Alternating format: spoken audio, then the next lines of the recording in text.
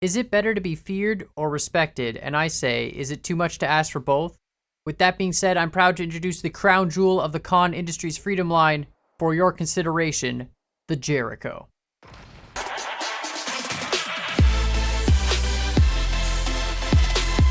What's up, guys? My name is Khan, and we're back today in Scrap Mechanic, and we're back with this awesome new homing missile project. Now, a lot of you guys, after I did the one explosives update video, you were giving me a ton of great ideas, and one of the ideas that sort of sparked me as something that would be a little bit interesting was to make an actual cluster bomb type scenario, or a cluster missile, I guess. And so I kind of wanted to do something a little bit similar, a little bit different. Ideally, you know, having a cluster missile would be a bunch of missiles that break off from each other and can all track the target. But I decided to make one where it was actually just a cluster bomb rocket. So it's a ground-to-ground rocket. You fire it up, it goes up into the air, and then it comes back down. And on its way back down, before it gets close to the ground, it actually will break apart into each individual explosive, and they will all break apart and create that sort of cluster explosion like you can see there. So we've actually got the AI down here, so we can add ourselves the exception list, and then of course we can turn that on, and there's a target over there somewhere. There should be a player imitator AI, and we can just watch this thing go up and just sort of float over. And it's got a very, very long height time. I believe it's 20 seconds, so it makes it almost all the way to the skybox. It gets a lot of height. That way, you know, it can pretty much hit any ground target anywhere on the map. And then you can see there, it is actually arcing its way over, and now it is coming back down. And it should break apart there, as you can see, and kaboom! And apparently a delayed explosion, but just really, and another one.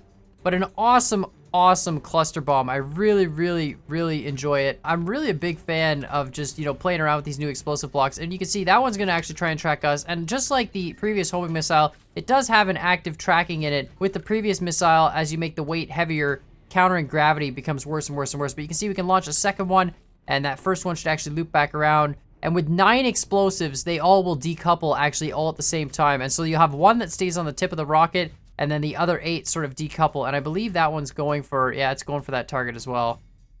Absolutely awesome. Look at that. You get a nice sort of X pattern. It does kind of split them out a little bit differently. And I'll show you guys just a little bit about how we did that. It's actually very difficult to split projectiles up in Scrap Mechanic. They don't do what you would think they would do when you split them. And there you go again. Boom. Nice spread. Again, not dead on to where that previous one was. They're not always perfectly accurate, but they're more of like a, you know, a sort of fire and forget type of weapon. Before we look at how the missile specifically works, I want to just look at, you know, how the decoupling works, because there's some cool things that we can do now with the mod pack. And of course, the missile does use the same 2 mods as the previous missile. It uses the mod pack and the Intelligentsia mod for the tracking. But you can see, if we look at this, it's actually quite large. But really, it's consists mainly of a core. So let's just take off these side pontoon guys, and you'll see there's a bunch of thrusters that are gonna fall away, but that's okay. We'll look at those later. So you can see we've got the core here, which is really the main rocket, and this will work on its own if we were to actually just fire it as a homing missile. We could fire this up, and it would fire the decouplers and stuff. But you can see these weird blocks here that I'll paint white. But these are actually decoupler blocks in the mod pack. And so it's the solution to doing cardboard and spud guns. Because if you want to do a cluster missile completely vanilla, first of all, the thrusters would be massive, which makes it really difficult to do. But then second of all, you'd have to deal with the fact that these sort of pieces here, you know, you need a cardboard piece there, you need a spud gun lined up with it. And if you want to do 8, like we've got here, we've got 8 decouplers, you'd actually need, you know, tons of different spud guns all arranged. And of course you could use like the single block spud guns from the mod, but it's really inconvenient. And these ones, the nice thing about them is they all just take a logic connection. So whenever you feed them a logic connection, the block simply disappears. So we can actually just look at how this decoupler works in a really simple way. If we just, you know, build a block like this, for example, and we just put a decoupler here, and then we build another block out here, it's really simply, we can put a switch on either side, connect it up, and this is, you know, it's a complete system, so we could connect either switch in here. It wouldn't matter. You can see both sides are attached. And then all we do is we hit that switch, and you can see the block just completely deletes itself. And so you end up with the decoupled piece. And that really is the biggest thing to making a really compact cluster missile like this, or like cluster bomb, or whatever you want to do. And so that's sort of what all these decouplers do. And actually, if we fire this, you'll see it'll activate the main thruster. It'll fly for 20 seconds total. And after that 20-second timer elapses, then it'll activate the AI tracking. So it'll start actually trying to track a player with that AI in the back there, or an object or a player imitator like we've got here. And it'll try and steer itself with all these side thrusters. You can see, perfect. And you can see it actually diffused itself right away. So it actually has a rangefinder right here, which is a 1,000 block rangefinder. So once it's flown up, it's way up high in the air, it's way above the players, but as it's coming down on the target, eventually this rangefinder will trigger, hey, I'm within 1,000 blocks of my target. And when it does that, that's when it turns off all the thrusters and it ejects, so you can see all the different decouplers. Now, we do have all these bearings here. You don't need those bearings to use the decouplers. They're simply so that if we place a decoupler here and then we place a block like this block is not attached to the creation anymore. For example, we can actually, you know, we'll set it up here again. We can just take this and we can put a decoupler here, right? And we can have this connected like that. But if we put a block there and we try and decouple it, the decoupler will get removed, but it still, you see, it still keeps the shape. So all we got to do simply is just put down that bearing, put our decoupler. You're going to have a controller to make sure the bearing doesn't, you know, free rotate.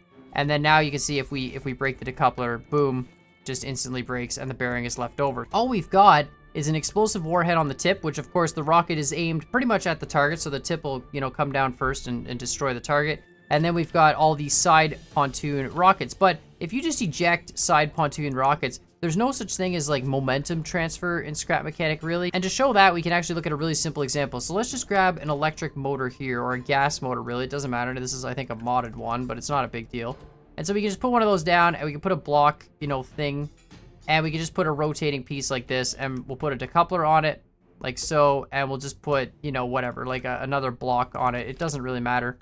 And we'll just, we'll have this hooked into there and we'll turn this gas engine on and we can start it spinning. Right, so there we go, it's spinning. We'll speed it up even more. And now, if I hit this switch and I decouple the system, you would think, all right, that block is gonna get launched off because, you know, you're hitting a switch, it's spinning around, it's got some momentum, the block should detach, right? But actually what happens is, you can see as soon as we hit it, it doesn't matter. Wherever the block is, it literally just drops in that one spot all the time, every time. You can see here we've got a heavier block spinning, and we'll spin it up, you know, let's just spin that at, oh, I'm actually the wrong engine. There we go, let's spin it at max speed we can. And if we decouple that, same thing, it just drops it in the one spot. So it's really a big pain if you're trying to make a missile. And even if the missile's coming down from above, like the missile that we've got there, the cluster missile is, you still run into the issue where the decoupling doesn't really work the way it's supposed to. It doesn't, when it does decouple, it'll work and it'll decouple, but there's no ejection force. So the rockets will actually just all kind of fall right next to each other. And it actually wasn't doing anything. It basically was one giant missile with, you know, with 9 explosions all right next to each other. So I think that rocket's coming back down. It looks like, yeah, it's tracking the fire target. You can see there, ejecting, boom, within 1,000. Amazing. So good. You're probably wondering, well, why are there some explosions that happen after the fact? What's actually happening is the blocks are going so fast, they go through the terrain, and then they appear on top of the terrain and explode after. But it doesn't always happen, but sometimes it does. It's kind of funny, but still an awesome weapon. But regardless, we've got this little test example here. And so the biggest problem I had with making a cluster missile, and I definitely want to make a few more cluster type weapons, but in order to do that sort of diversifying thing, you have to actually use thrusters on each of the canisters. And the thrusters are at different power levels so they don't hit each other. So this is sort of the test rig I set up. And really simply, it just uses a couple timers on a single thruster at the bottom. So when we hit the switch, it'll fly up, I think, for 5 seconds. And then after 6 seconds, it'll detonate. So it'll stop flying after 5, and then after 6, it'll detonate all the switches. But for the entire time, every single one of these canisters has a tiny pico thruster there that's putting full power on it all the time. And these are like really high power. You can see these ones are at 3 below max, and these ones at the top here are at max completely. And so what happens is when we hit the eject button, although all these thrusters are on, they'll all turn off right away because there's no remote control glitch anymore. So they'll turn off and the thrusters will no longer be receiving power. But that initial power that they have right when you turn the decoupler off is enough to launch all the barrels kind of away from the center chassis. And so if we launch this up, you'll see they're all active in all directions. And then as soon as it basically ejects, you'll see it stops, and then boom, you can see they all kind of flash for that 1 second, but it's just enough to give you that spread effect. And then boom, we've got just a massive cluster rocket. Of course, the center section in this one doesn't have an explosive on it, so it just kind of falls back to the earth. So of course, this cluster bomb uses that same thing. You can see we've got 2 sets of thrusters. We've actually got a thruster set on the inside of the rocket, which is used to steer the whole thing towards the target. And then of course, a thruster on the outside, which is for each of the barrels. There is 9 barrels, they're all decoupled. The bottom ones have slightly less thrust than the top ones. You want the top ones to go above the bottom ones, that way they don't collide in midair and you get a nice spread. And then of course, we've got one on the tip of the warhead, as well as some of those wings parts, really to just make it line up. So we can of course add ourselves to the exception. I realized with my previous homing missile, There was no real easy way to get access to the AI block, so you couldn't really add yourself to the exceptions so it doesn't target you. I know a lot of people like, how do you get this to only target other people? And really simply, you just have to add yourself to the AI exception. So I am going to remake that homing missile, I think, and make it a little bit better tracking. This one is definitely not for accuracy. This one is more for, like, you know, long range, across the map, you know, cruise missile, cluster bombing stuff. But really just an awesome, awesome missile, and I really, really like it. Look at that. It's so cool. Just detonating. Boom. So awesome. I mean, obviously, the fact that all the explosions sometimes do weird stuff, I mean, there's not really much you can do about that. But really, really cool, and we can, of course, launch as many as we want, one right after the other, and it's not a big deal. We're just going to click E to add ourselves to the exception list every time. You can, of course, open up the console. It'll tell you with a little message to let you know that you are on the exception list. You can see if we'll just do that. We've got 20 seconds between each rocket, so it's really quite nice. But you can see console tracker is now ignoring you, and then we can go and boom. So that's how you can get it to target only other people or only other objects or player imitators. You can see they won't hit each other because when they get to the top of the arc, they move out of the way, and just raining destruction. Just absolutely awesome. I wonder if the player imitator is actually gone. Of course, if there's no player imitators on the map, they'll just keep flying vertically forever and eventually just smash into the skybox and explode. But you can see really cool how they detonate. I love how it splits apart into all these different pieces and just breaks at that 1,000 block height. So it's really just a lot of height. Gives it a nice even spread and really just destroys stuff. So let's go put a vehicle down there. And I don't know where the player imitator is. I think they always shoot a little bit short. What's happening is it's aiming constantly for the player indicator, but gravity is constantly pulling it down, right? So you're constantly trying to fight gravity with the aim of the missile. If we had a missile that was anti-gravity, so the missile itself had 0 Gs, I think it would be perfect every time at hitting the target. We, of course, could add in a ton of, like, a gyroscope sensor and adjust itself, give it a little bit of thrust to counteract gravity. But again, that's really why it's not happening. But of course, let me know what you think in the comments down below. In the meantime, we're just gonna spawn a Humvee here. So they do shoot a little bit shy, not a big deal. We can, of course, just put this, we'll just park this Humvee up here somewhere just like that. And close enough to the player indicator. So I do want to, of course, try and build a different rocket that's a little bit more accurate. I might try and remake this missile with an anti-gravity block in it, and just to see how that works out. I know Mini is working on fixing his mod with the new script changes, but it'll definitely be cool to try and use an anti-gravity block and see if that makes a difference. I know there is definitely issues with tracking and all that, but it's 100%, it's not necessarily the fact that it's not leading the target so much as just it's got to fight gravity. And with the other missile, because it only has 1 warhead compared to 9, it's a lot lighter, so it's a lot easier for it to fight gravity. And like the main homing missile, the first one we ever did, that one was super, super light, so it had no issues fighting gravity. It could push itself around, no problem. But the heavier you make these missiles with more ordnance, the harder they get to fight gravity. So here we go. It's coming down. I don't know.